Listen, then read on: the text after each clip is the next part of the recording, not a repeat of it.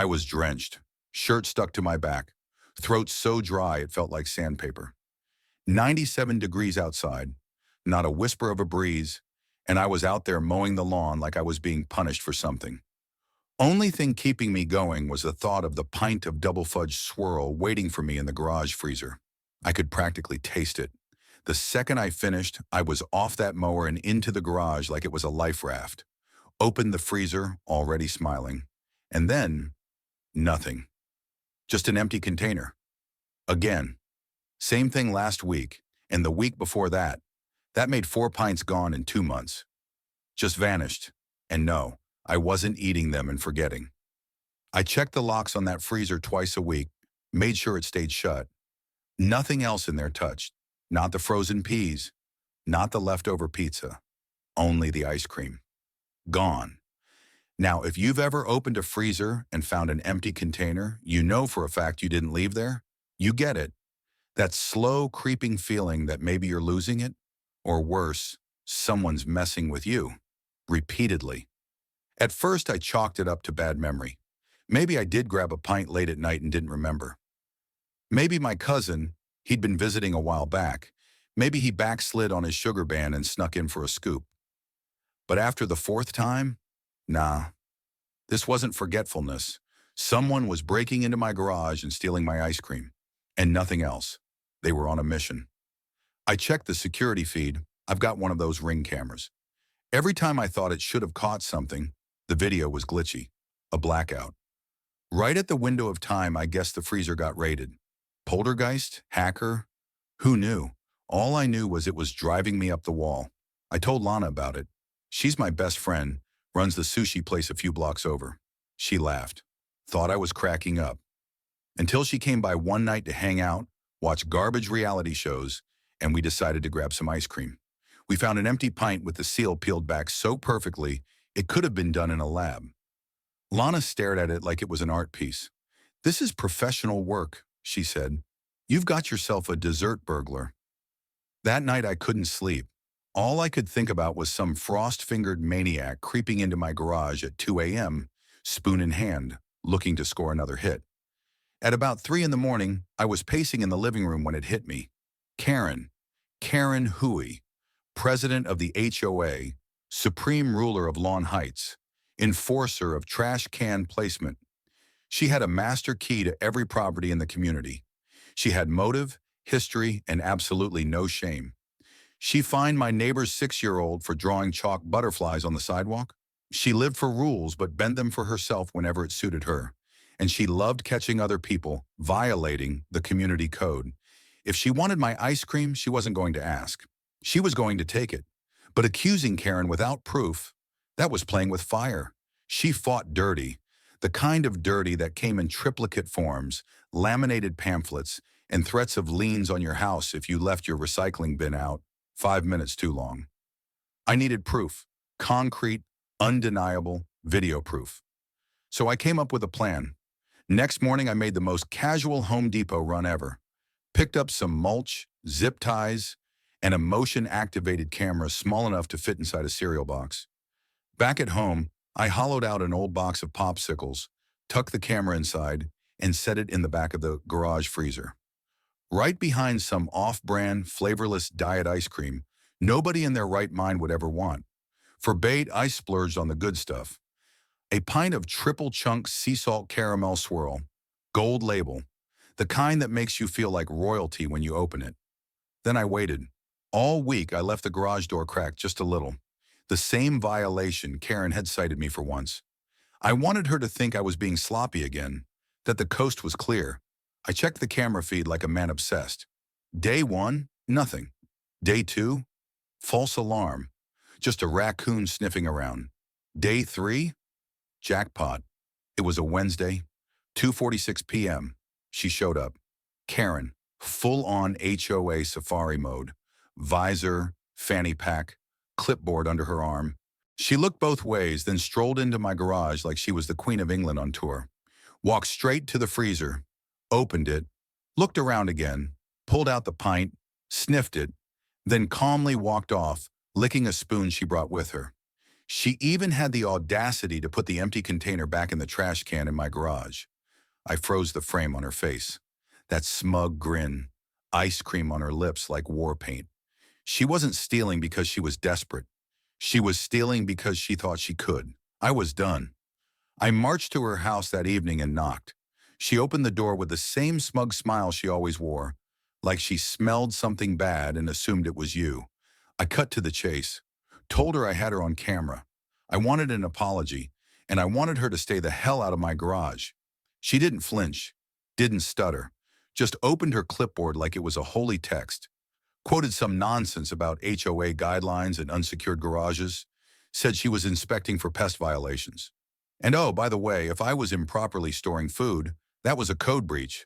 She could find me. I almost jumped over her hydrangeas right then and there, but I didn't. I left, fuming, because I realized something important. Karen wasn't stealing my ice cream. She was marking her territory. This was power. This was dominance. So I decided to give her all the ice cream she could handle. I was going to weaponize dessert. I pitched the plan to Lana over miso soup. Operation Wasabi Cream. She nearly choked. "You want to fill ice cream with wasabi?" she asked. "Like real wasabi, the kind that makes grown men cry in my restaurant?" I nodded, slowly. "Not just cry," I said. "Reevaluate every decision that led her to that spoon." Lana was in. Within 24 hours, she had turned her restaurant's back kitchen into a wasabi lab. We bought pints of premium vanilla and mint chip, melted them down, and mixed in just the right amount of pure restaurant-grade wasabi. First batch? Too weak. Karen had a palate hardened by years of HOA meetings and spite. We needed something that hit like betrayal. By the third batch, we had it. Lana dipped a spoon in for a test, and half a second later, her eyes watered, and she sneezed so hard she scared the delivery guy on the back step. "Perfect," she croaked. We carefully refroze the mixture in untouched containers. 4 pints, just like the ones Karen had taken before. We put them behind the same fake diet ice cream. Everything had to look natural. No tampering, no reason for suspicion. And just in case she did something stupid, like try to sue, I labeled each container on the inside of the lid. Warning, contains spice, not for consumption without consent. I filmed myself prepping everything. Labels, video logs, timestamps. I wasn't getting caught without receipts. That weekend I left the garage door cracked again. Same bait. I sat inside pretending to organize the junk drawer while staring at my phone's motion detector feed like it was the most exciting TV show I'd ever seen. At 1:14 p.m., there she was, Karen, walking away with a pint under her arm, looking like she just got the last discounted purse at a Black Friday sale. She wasn't even trying to hide it anymore. 12 minutes later, I heard it. A scream. Not just any scream. A sound like a banshee getting a root canal. I ran to the window. There she was in her yard, red-faced. Ice cream smeared across her mouth, chugging from her garden hose like a woman who just crawled out of the desert. She slipped on her patio, Crocs screeching against the tile, and went down like a sack of potatoes. Neighbors peeked out to see what was going on. One asked if she was having an allergic reaction. Karen flailed her arms like she was under attack by invisible bees and bolted inside, trailing grass clippings and shame. I didn't even have time to enjoy it before the cops showed up. 2 cruisers, lights on. Officer Jenkins in the lead. He knew me well. Karen had called him on me before, once for offensive wind chimes. He nodded at me like he already knew what was up. Karen came storming up behind him, spitting mad. She pointed at me like I'd committed a war crime. "He poisoned me," she screamed. "Filled ice cream with wasabi. I could have died." Jenkins raised an eyebrow, looked at me. I calmly sipped my coffee. "I have camera footage," I said. "She broke into my garage, stole my ice cream, again. Everything was labeled. I can show you." And I did. Footage, labels, prep videos. Lana had even signed a mock culinary sabotage certificate just for fun. Jenkins watched it all, then stepped outside to talk with his partner. Karen stood there seething, her face redder than her HOA violation notices. Jenkins came back, looked at her, and said, "Ma'am, you entered his property without permission." The product was labeled, "This is a civil matter, not criminal." Karen lost it, screamed about lawsuits, bylaws, threatened to evict me from the neighborhood. Jenkins shut her down. "You have no authority, not anymore."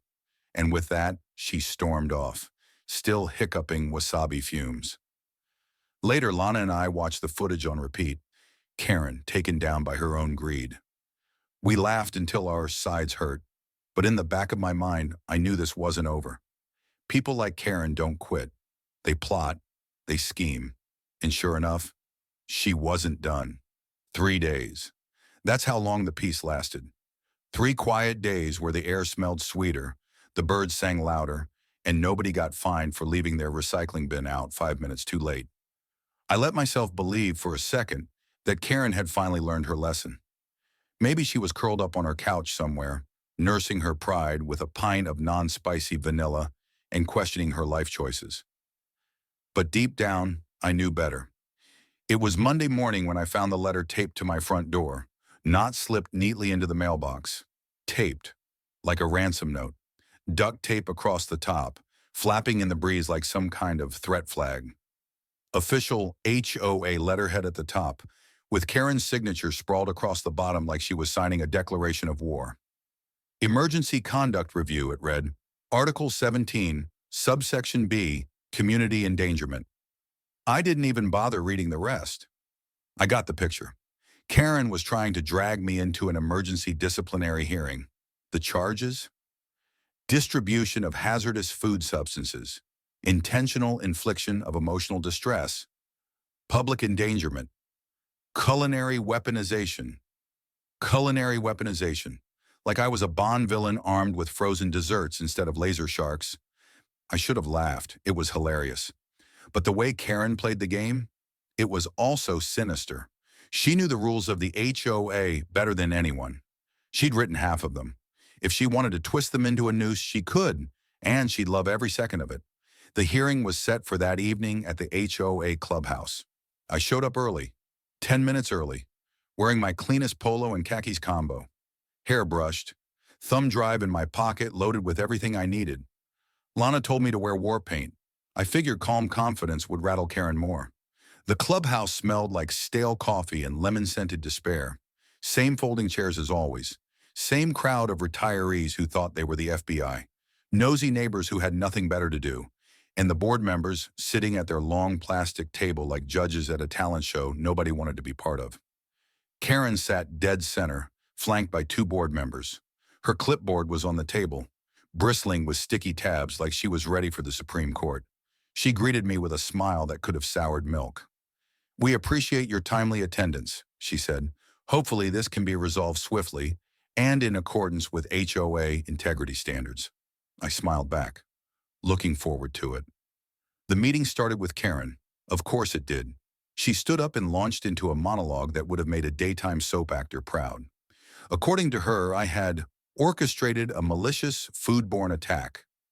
She described burning pain, blurred vision, emotional trauma, and claimed she hadn't been able to enjoy frozen treats since the incident. Somewhere behind me, Mrs. Donahue gasped like she was watching a courtroom drama on TV. Then it was my turn. I stood up, plugged in the thumb drive, loaded the PowerPoint Lana had helped me design. Title slide, Karen versus Ice Cream, a cold case. I took my time walking them through it. First, the pattern of theft, the security footage, Karen walking into my garage like she owned it, spoon in hand, then the labeled pints, the clear, obvious warnings.